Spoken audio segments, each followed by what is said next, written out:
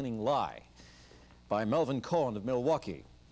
Aristotle Onassis is planning to get Jackie a small plant for Christmas. General Motors. That's it. I hope they have another contest next year and that the results there are better than that one. That's funny stuff in Milwaukee. Yeah, not out here though. Our coverage continues now with Howard K. Smith and Harry Reasoner from New York. And join us at 6 tonight for more Eyewitness News.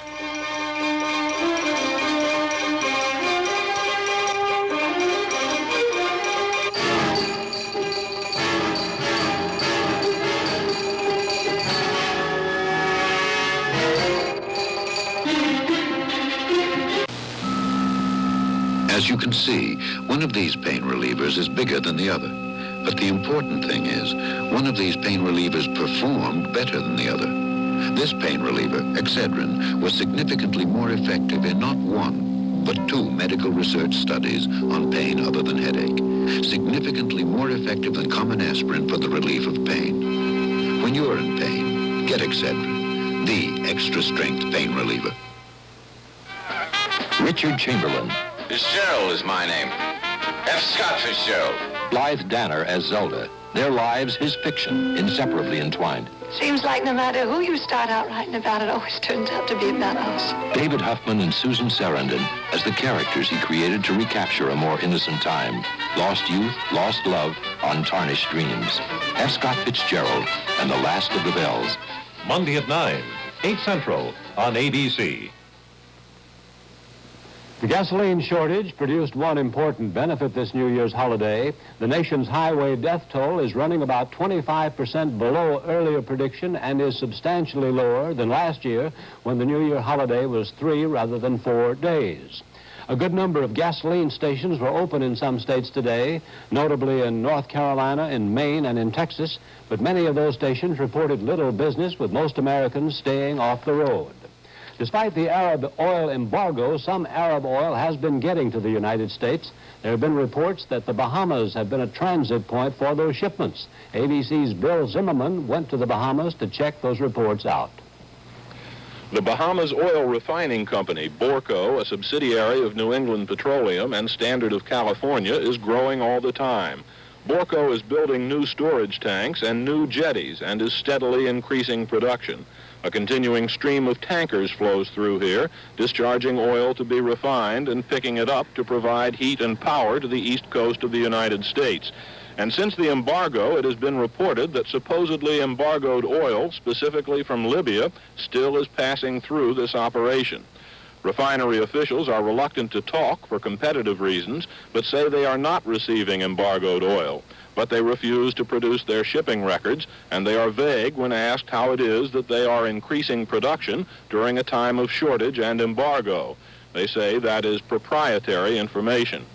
When this tanker, the Nepco Gallant, discharged 700,000 barrels of oil here recently, one company official said it had come from Nigeria, not an embargoing country. Later, he said it had come from Iran, and still later, Nigeria. As the Nepco Gallant prepared to steam away for another load of crude oil, the captain was asked where he was headed. He replied, destination unknown. Bill Zimmerman, ABC News, Freeport. The Federal Energy Office is investigating at least 2 complaints of possible price gouging by the Sun Oil Company in the sale of home heating oil. One complaint filed by a Boston firm says it paid Sun Oil more than 3 times the price that Sun is charging its own distributors.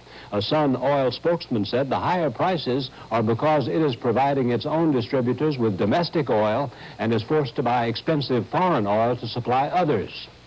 In the search for new sources of energy, a research firm in Ann Arbor, Michigan, is conducting experiments on the harnessing of thermonuclear power through laser beam technology. If the experiments are successful, a pilot plant could be constructed by 1979. Details from Greg Dobbs. What you're seeing, the tiny light-colored speck in the center of the screen, contains the makings of an energy-producing nuclear reaction. The red illumination of the speck, provided for demonstration purposes, comes from a laser beam, a streak of light that's amplified as it speeds toward its target. In this control room, a far more powerful laser beam is experimentally set off to start the nuclear reaction. Ready to fire. 5, 4, 3, 2, 1. What you just saw and heard was the actual moment of the reaction. In that moment, that billionth of a second, a tremendous amount of heat was produced. It can be turned into steam, taking the place of oil and coal to generate electricity. Or it can be turned into synthetic natural gas for anything from cooking to drying wet grains to heating homes. The fuel for the nuclear reaction is the laser beam, in other words, light. So there's little cost and, more importantly, no radioactivity. The laser beam hits a target, a pellet that's no bigger than a pinhole. This pellet is made of two hydrogen isotopes called deuterium and tritium. Both can be extracted from seawater, which means there's an inexhaustible supply. For each reaction, a pellet is placed in a chamber. The laser beam has to hit the pellet right on the money, and therefore technicians have to be precise when they magnify the pellet to line it up for the shot. Mirrors and lenses are adjusted to condense the laser beam down to a fine point of light. Because light is heat, the laser beam at target point is hotter than 20 million degrees, the temperature at the center of the sun. Everything in place for that billionth of a second, the laser beam is fired at the target.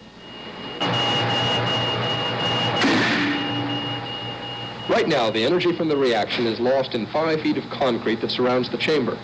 But if these experiments are perfected, machinery like this can be rebuilt to contain heat and gases from the reaction. Then an unlimited substitute for the dwindling fuels we use today will have been found. And all for the price of two things that are reportedly not in short supply: seawater and light. Greg Dobbs, ABC News, at the KMS Fusion Laboratory in Ann Arbor, Michigan. Democratic Congressman Les Aspin of Wisconsin released a study today that says that big oil interests contributed nearly $5 million to President Nixon's re-election campaign. Aspin said the study shows that President Nixon cannot deal effectively with the energy crisis because, quote, the big oil companies have him in a hammerlock. After their massive contributions, the congressman said, there is little the president can do to control them.